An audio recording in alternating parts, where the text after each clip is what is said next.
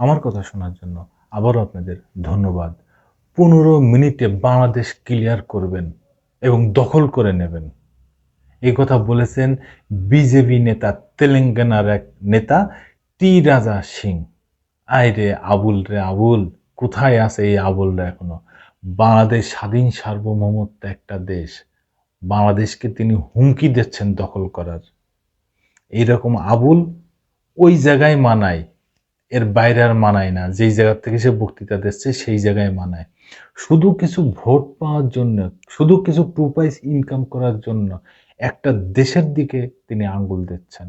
হয়তো সামনে তিনি নমিনেশন পাবেন না, মোদী সরকারের কাছে ভালো সাজার জন্যে, নমিনেশন পাওয়ার জন্যে এবং হিন্দু ভোটগুলো তার ভোট ব্যাংকে তার আয়ত্তে আনার জন্যে তিনি এই বাংলাদেশকে টার্গেট করেছেন। আরেকজন আছে কলকাতার বিজেপি নেতা শুভেন্দু।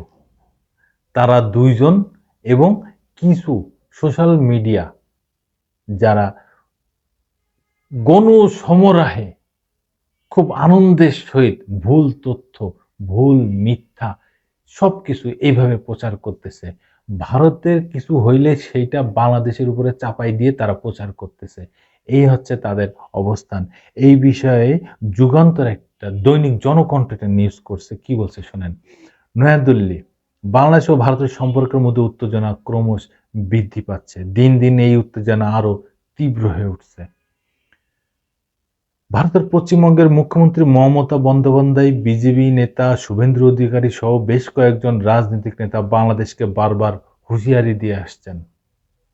এবার বিজেপি নেতা এবং তেলেঙ্গানার বিধায়ক টি রাজা সিং বাংলাদেশকে সরাসরি হুমকি দিলেন।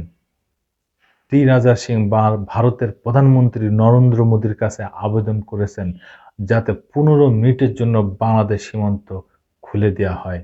তার দাবি, এই সীমান্ত খুলে দিয়ে বাংলাদেশে সংখ্যালঘু হিন্দুদের উপর যেই কথিত নির্যাতন চলছে তা বন্ধ করার জন্য ভারতের পক্ষ থেকে হস্তক্ষেপ করা প্রয়োজন। তিনি একথা বলার পাশাপাশি বাংলাদেশের পতাকাও টেনে ছিঁড়ে ফেলেন, যা পরিস্থিতিকে আরো উত্তেজনাপূর্ণ করে তোলে। কোথায় সে ভারতের সোশ্যাল মিডিয়া দেখতেছে না এগুলো? না, দেখবে না, দেখবে না তো, কারণ তারা বাংলাদেশ নিয়ে গভীর একটা চক্রান্তে জড়িত। ভারতীয় সংবাদ মাধ্যম ইন্ডিয়ান এক্সপ্রেসের প্রতিবেদনে এই তথ্য উঠে এসেছে। রোববার দক্ষিণ গোয়ার কুরুচরামে বিশ্ব হিন্দু পরিষদ এবং বজরং দলের আয়োজিত এক অনুষ্ঠানে বক্তৃতা দেওয়ার সময় তিনি এই দাবি তোলেন। এই ঘটনায় দুই দেশের মধ্যে সম্পর্কের আরো অবনতি হতে পারে বলে মনে করা হচ্ছে।